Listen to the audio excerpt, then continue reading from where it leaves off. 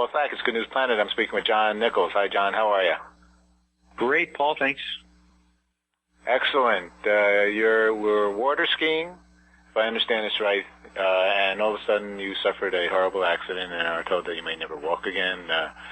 That's not a good news story. You became a quadriplegic at the age of 32.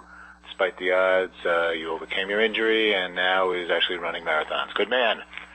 Lifehappens.org. Lifehappens.org is absolutely right. You never know when it's going to happen. You better be prepared. And when you say prepared, what do you mean by that? Well, think about it. There I was lying in the hospital bed, and I was paralyzed from my neck all the way down to my toes. And, I wasn't going to work the next day and really for the next 6 years. So no work, no pay. What do you do? And that's really where disability insurance plays just such a huge part of one's financial house and financial foundation. So what do you do if you're not, if you're sick or you're hurt? What do you do? Well, you're up a stream without a paddle in many cases, right? And that's what I faced. And speaking to you today on behalf of the Life Foundation, and wanted to share my story and help people think about and learn what is your most valuable asset. I mean, Paul, what's your most valuable asset? And most people don't realize that it's their ability to earn that income, that pays for the lifestyle that we have. But we don't give a second thought to buying homeowners insurance or car insurance, but we forget to insure that paycheck that we get. And 6 years of informal and formal rehabilitation, and I didn't have to worry about my bills because I had disability insurance. So it gave me control of my life and freedom of choice as I hired physical therapists to work on my body. And insurance is a blessing. I understand that. Yeah, that's the real blessing right there. Absolutely. And people are confused. They think about disability insurance and the negative connotations, and it's really a positive thing. It's because income protection or paycheck protection. I mean, that's the positive. That's the good news, and that's what allowed me to get to a level of recovery to be able to shuffle through a marathon. Tell me, in other words, I believe you created an insurance disability company. Is that so?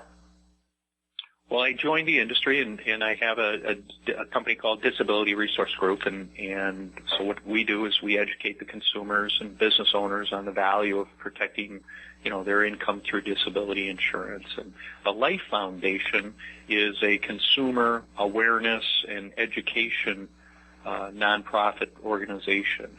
And at that site, www.lifehappens.org, your listeners can learn about disability insurance through videos, other people telling their story, calculators to determine, how much do I need, and then other resources to help explain, what is it and why do I really need it? Why is it so critically important?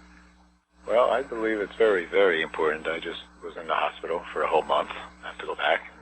June, and the bill would have, I would have lost my home, and not to mention the stress of not having insurance. Insurance is a mandatory kind of thing by far, health insurance. Now you're talking another level. I believe in disability insurance. I think it's a great thing for people to get.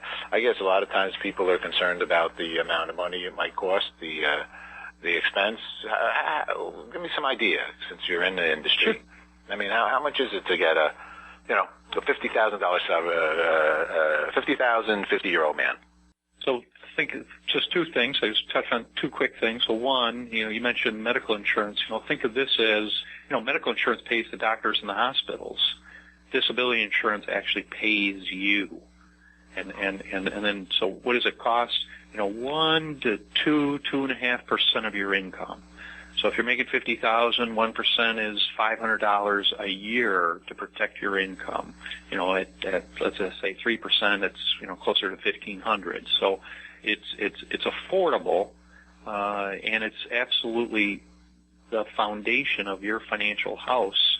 And so I would encourage your listeners to check the website out, learn about it, and plan for the worst. Why do we have homeowners insurance? I mean, the house might burn down, but the reality is we use our income to pay for that homeowners insurance. And so from a priority standpoint, disability insurance and having medical insurance become critically important.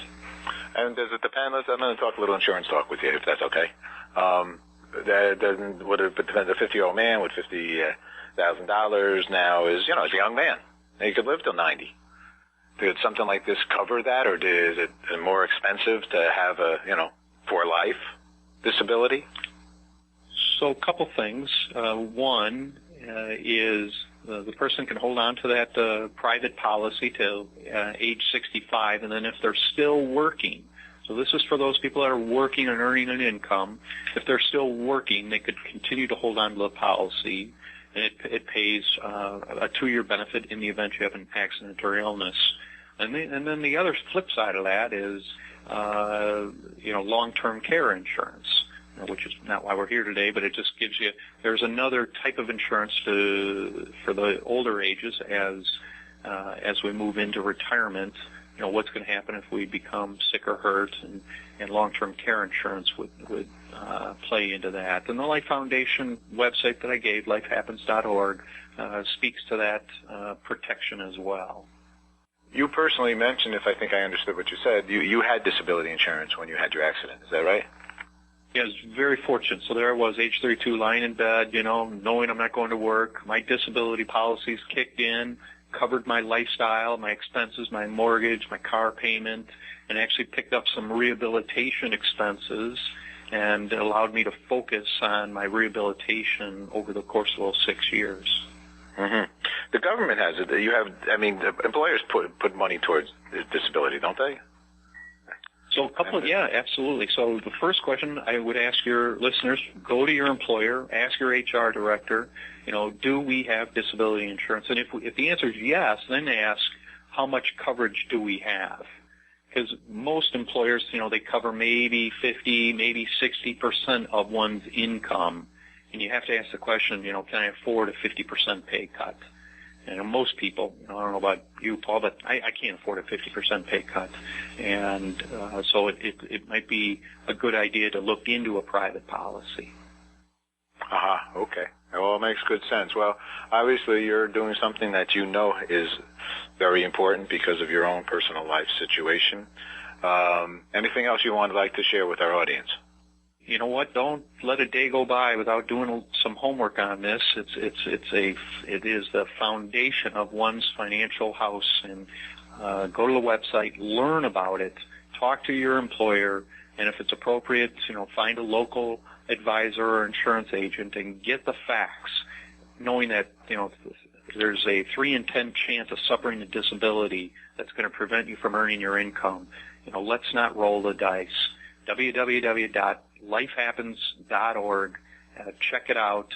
Spend a few minutes of planning against the catastrophe so that you can keep your life and lifestyle in order. John knows his stuff. John also is president-elect of the National Association of Insurance and Financial Advisors. Lots of leadership and life awards, very recognized and very dedicated to this business, I guess, by far, because you've lived with the good news of having it. So, last question for you. What is good news for you, John? Good news for me was celebrating my victory this morning. I was fortunate enough to get my 3-mile run in before the day began and watch that sunrise. So that's good news, my friend. There you go. Okay, John, thanks so much for sharing good news with us and coming out and talking about your own personal life and as well as professional. So, and Best to you, Paul. Very important stuff. Thanks so much. Thank Bye-bye. you.